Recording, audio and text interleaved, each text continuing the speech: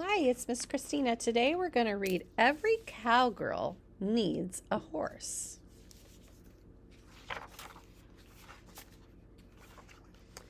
I'm a cowgirl from head to toe, and every cowgirl needs a horse. So I asked for one for my birthday. Plan for my birthday.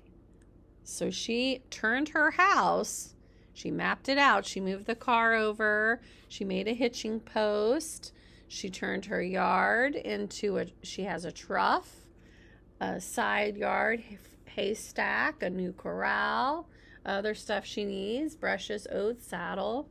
Most important, she needs a horse. That's her plan. Birthday morning, I shook the sleep off out of my braids and dressed for riding. I pulled up my jeans, snapped on my chaps, tugged on my boots, and tipped my hat. "Morning, Nellie Sue," I said in the mirror.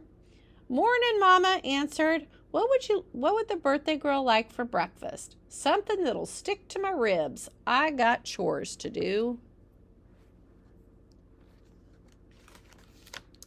After breakfast, I hosed fresh water into Ginger's trough and moseyed off to muck the stalls in the barn.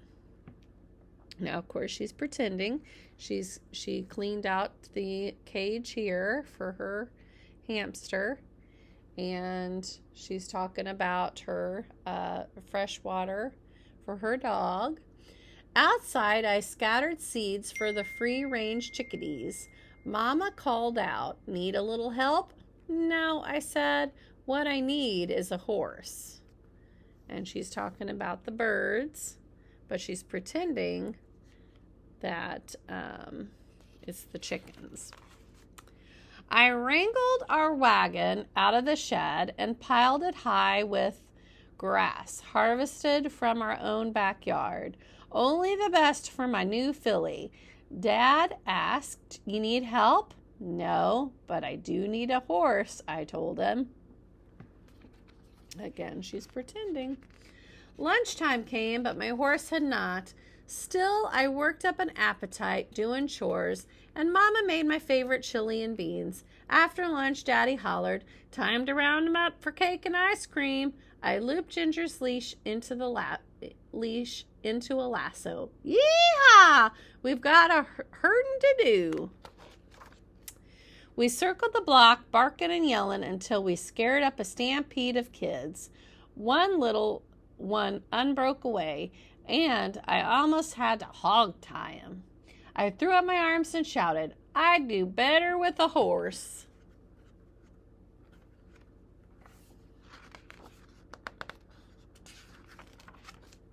Soon as the herd gathered, Mama passed out Johnny cakes. I strummed my guitar while we all sang Happy Birthday and Home on the Range and enjoyed a good old time around the campfire. And then it happened. Daddy said, "Hey, Nellie Sue, got a horse here for you." He patted the saddle of a brand new bike. "Isn't she a beauty? She has shiny new silver coat with a bright pink saddle and a pale pink mane." "Well, you gonna ride her?" Daddy asked.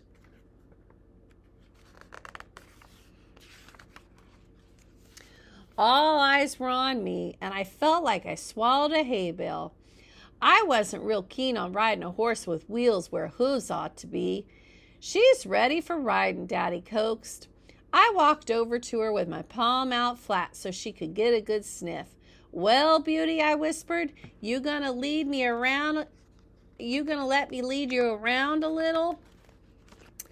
With everyone staring, I judged I better give 'em a show.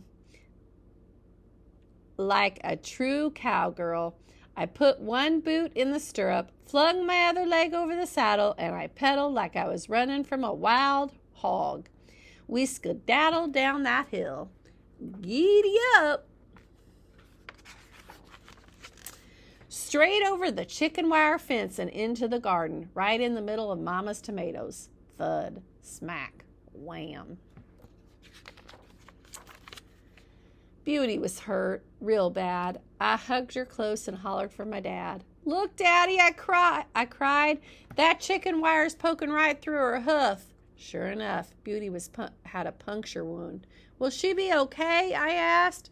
Daddy wrapped up Beauty's wound, pumped her full of medicine, and said, well, now she's as good as new. That a girl, I whispered, holding her steady. So she really pumped her tire with air, but she's pretending it's medicine. I missed a page. Beauty seemed taller and wiser, too, but maybe that was me getting a little hoarse sense of my own. Beauty, I told her, a real cowgirl always gets back in the saddle. Let's do it. I stuck my boots in the stirrups and gripped the reins. Beauty held her head high and cantered along, gaining speed. My braids blew like kite tails as we galloped down the slope, and I grinned until I couldn't taste the wind.